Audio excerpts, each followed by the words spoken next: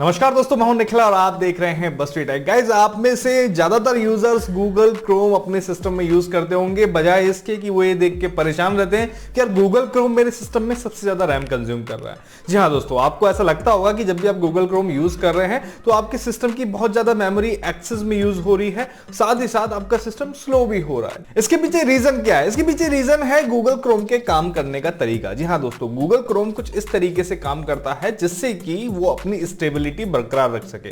और ऐसा करने के लिए गूगल क्रोम अपने आप को स्टेबल रखने के लिए अपने हर एक टैब, अपने हर एक एक्सटेंशन को अलग से प्रोसेस करता है, हर एक की अलग प्रोसेस आईडी जनरेट करता है। कैसे बताता हूं मैं आपको। सपोज मैं अपने सिस्टम का टास्क मैनेजर ओपन कर लेता हूं, आप भी अपने सिस्टम में कंट्रोल शिफ्ट और एस्केप दबा के या फिर अदर वेज से आप टास्क मैनेजर ओपन कर सकते हैं। टास्क मैनेजर आपको ये सुविधा देता है कि आप ये चेक कर सकें कि आपके सिस्टम में कौन कौन से प्रोसेसेस रन हो रहे हैं। जब भी आप अपने सिस्टम का टास्क मैनेजर ओपन करेंगे और सपोज आप गूगल क्रोम यूज कर रहे हैं तो आप पाएंगे कि गूगल क्रोम सबसे टॉप पे बैठा है। टॉप पे बैठे रहने का रीजन ये है कि गूगल क्रोम अपने हर प्रोसेस को, जैसे आप इसको एक्सपेंड करेंगे तो आपको नजर आएगा कि यहाँ पे काफी सारे गूगल क्रोम है।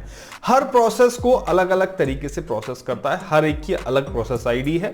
ठीक है, यानी कि हर प्रोसेस अपने आप में आइसोलेट है, एक प्रोसेस का दूसरे प्रोसेस पे फर्क नहीं पड़ेगा। अगर एक प्रोसेस करप्ट हो जाता है या फिर आगे प्रोसेस नहीं हो पाता है तो इसका इफेक्ट पूरे गूगल क्रोम वेब ब्राउजर पर नहीं पड़ेगा, आपका ब्राउजर स्टक नहीं होगा, जस्ट वो टैब या फिर एक्सटेंशन स्टक होकर वहीं पर प्रोसेस आपका क्लोज हो जाएगा।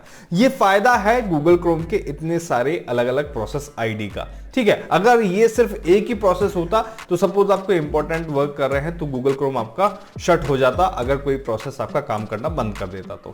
अब यहां पर ये जितने भी प्रोसेस आप देख सकते हैं, यहां पे अलग अलग मेमोरी यहां पे कंज्यूम कर रहे हैं जो कि काफी कम अमाउंट में है, लेकिन जब हम इन सबको जोड़ें तो यहां पर एक भारी अमाउंट की मेमोरी यहां पर हमारा गूगल क्रोम यूज कर रहा है। लगभग 1 GB के आसपास की मेमोरी हमारी कंज्यूम कर रहा है, जो कि अगर हमारे पास 4 से 6 GB रैम है तो वो बहुत ज्यादा है। ठीक है, अगर आपके पास रैम की कोई लिमिट नहीं है या फिर अच्छी खासी रैम है तब तो कोई दिक्कत नहीं है, लेकिन अगर हमारे पास रैम भी लिमिटेड है तब ये जो प्रोसेस है ये दिक्कत करने लगते हैं, हमारा सिस्टम स्लो करने लगते हैं। तो अब इसके पीछे क्या रीजन है? अगर मैं अपना गूगल क्रोम ओपन करूं तो आप देखेंगे कि मेरे सिस्टम में सिर्फ 2 ही टैब है और कुछ एक्सटेंशन है। तो अगर मुझे कुछ ऐसे एक्सटेंशन या फिर कुछ ऐसे टैब क्लोज करने हैं जो मेरे काम नहीं आ रहे हैं, जिससे कि मैं अपनी रैम थोड़ी फ्री कर पाऊं, तो वो मैं कैसे कर सकता हूं? क्योंकि यहां पे अगर मैं इसको एक्सपेंड करके टास्क देख रहा हूं तो वो सभी मेरे को सेम नाम के नजर आ रहे हैं। तो इसके लिए गूगल क्रोम ने आपको अपना एक अलग से टास्क मैनेजर दिया हुआ है। अब इस सिस्टम के टास्क मैनेजर को तो कर देते हैं हम क्लोज, क्योंकि यहां से तो हमें जस्ट आपको बताना था कि गूगल क्रोम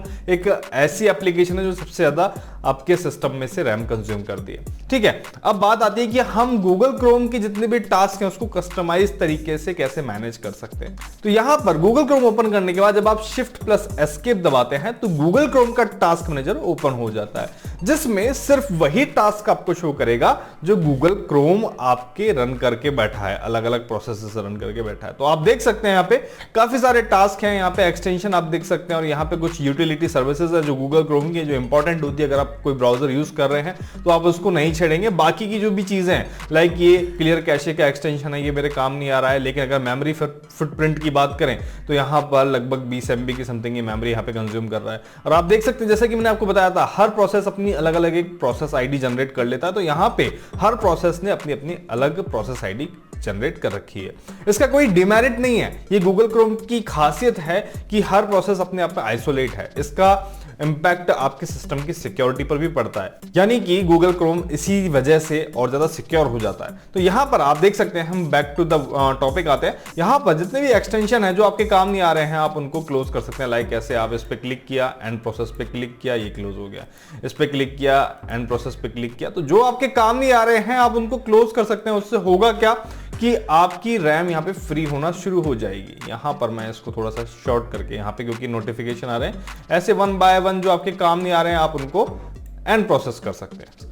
ठीक है, क्योंकि जो ब्राउजर हमारे सिस्टम में बहुत स्मूथली चल सकता है, अगर वो हैंग हो रहा है, क्योंकि एक्सटेंशन तो आप में से ज्यादातर लोग यूज करते होंगे किसी ना किसी चीज का, क्योंकि मैं भी यूज कर रहा हूं। और गूगल क्रोम की खास बात यह है कि यहाँ पे ये आपको अलग अलग यूजर क्रिएट करने के लिए भी देता है। ठीक है, तो यहां पर अगर आपके अदर यूजर्स हैं और उसमें एक्सटेंशन है तो वो भी रन होते रहेंगे बैकग्राउंड में।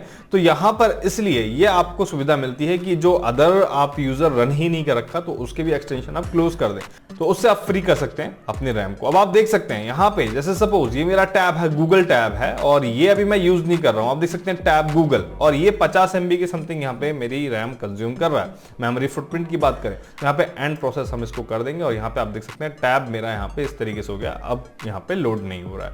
तो जो भी चीजें आपकी अनटच्ड हैं, अनयूज्ड हैं, जिनको आप यूज नहीं कर रहे, आप उसको इस तरीके से क्रोम के कस्टमाइज टास्क मैनेजर से आप उसको क्लोज कर सकते हैं और ज्यादा मेमोरी को आप फ्री कर सकते हैं। ठीक है, अब आप देख सकते हैं मैंने ज्यादातर चीजों को क्लोज कर दिया, और मैं अपना टास्क मैनेजर ओपन करके देखता हूं। गूगल क्रोम मेरा यहाँ पे पहले 27 के समथिंग प्रोसेसेस रन थे, अब यहाँ पे 9 ही प्रोसेस हैं। पहले लगभग 1 GB से भी ज्यादा यहाँ पे मेरी मेमोरी कंज्यूम कर रखा था, अब यहाँ पे 700 MB के आसपास मेमोरी यहाँ पे कंज्यूम कर रखा है। ठीक है, तो यहाँ पर ये मेरी चॉइस है कि मैं यहाँ पे क्या क्या यूज कर रहा हूँ, क्या नहीं यूज कर रहा हूँ, उनको मैं यहाँ पे गूगल क्रोम के टास्क मैनेजर से हटा दूं या फिर एंड प्रोसेस कर दूं।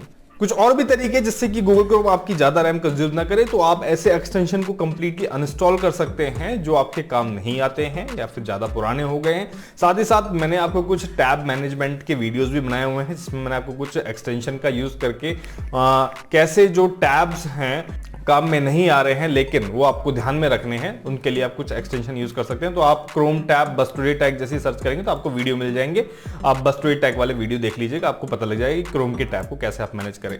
तो यहां पर मेन जो फंडा था वो था गूगल क्रोम के टास्क मैनेजर का, जिसकी मदद से आप ये चेक भी कर सकते हैं कि भाई गूगल क्रोम क्यों ज्यादा आपके सिस्टम में मेमोरी खा रहा है। साथ ही साथ आप मैनेज भी कर सकते हैं उन चीजों को एंड प्रोसेस करके जो आपके काम नहीं आ रही। आई होप कि जो जानकारी है आपकी हेल्प करेगी आपके सिस्टम को प्रॉपर तरीके से रन होने में। मैं मिलता हूं आपसे नेक्स्ट वीडियो में नई जानकारी के साथ, तब तक के लिए धन्यवाद।